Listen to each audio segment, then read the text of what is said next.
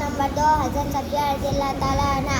इनके मुसन्निफ है डॉक्टर सैयद याह्या नशीद। हज़रत सफिया रज़ियल्लाहु ताला अन्हा हमारे पैगम्बर हज़रत मोहम्मद सल्लल्लाहु अलैहि वसल्लम की बीवी थी। इनका असली नाम ज़ैनब था। वो अरब के एक मशहूर कबीले के सरदार की बेटी थी। इनकी वालिदा का कबीला भी अरब में बड़ा मुमताज़ समझा जाता था। अरब का एक मशहूर शहर खैबर उनका वतन था। इस शहर के किले का करीब मुसलमानों और खैबर वालों के दरमियान जंग हुई। लड़ाई में मुसलमानों को फतह हासिल हुई और दुश्मनों के कई लोग गिरफ्तार हुए। हज़रत सफिया रज़ियल्लाहु ताला अन्हा भी उन जंगी कैदियों में शामिल थी। उन्हें हुज़ूर सल्लल्लाहु अलैहि वसल्लम के सामने पेश किया गया तो आप सल्लल्लाहु अलैहि वसल्लम ने इन्हें आज़ाद कर दिया। हज़रत मोहम्मद सल्लल्लाहु अलैहि वसल्लम के इस सलूक से वो बहुत मुतासिर हुए।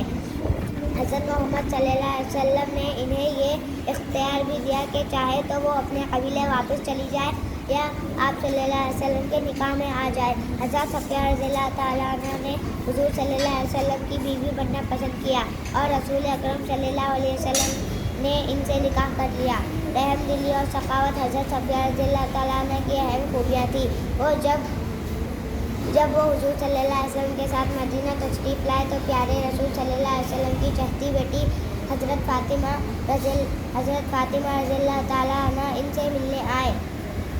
इनके साथ शहर की बहुत सी औरतें थीं। हज़रत सफिया रज़ियल्लाहु ताला अन्हा ने इस वक्त अपने सोने के झुमके उतार कर हज़रत फ़ातिमा रज़ियल्लाहु ताला अन्हा को दे दिए।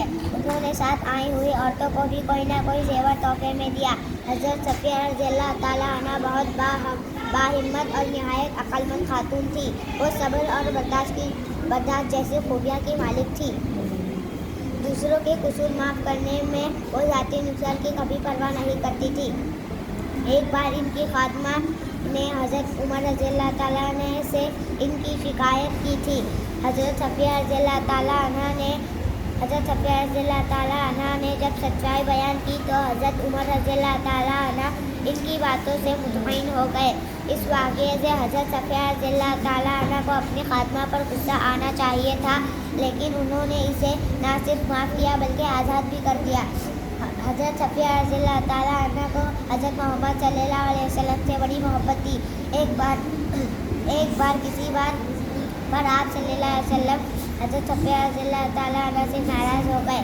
हज़रत सफिया रज़ियल्लाहु ताला अन्हा ने फ़ौरन हज़रत आयशा रज़ियल्लाहु ताला अन्हा को सालिस बनाकर आप सल्लल्लाहु अलैहि वसल्लम से सुलह करवा ली। फिर आखिरी दम तक आप सल्लल्लाहु अलैहि वसल्लम को नाराज़ न होने दिया। हज़रत की बीमारी की हालत में हज़रत सफिया रज़ियल्लाहु ताला अन्हा ने निहायत दुख भरे अंदाज में कहा, या रसूल अल्लाह, काश आपकी बीमारी मुझे हो जाती।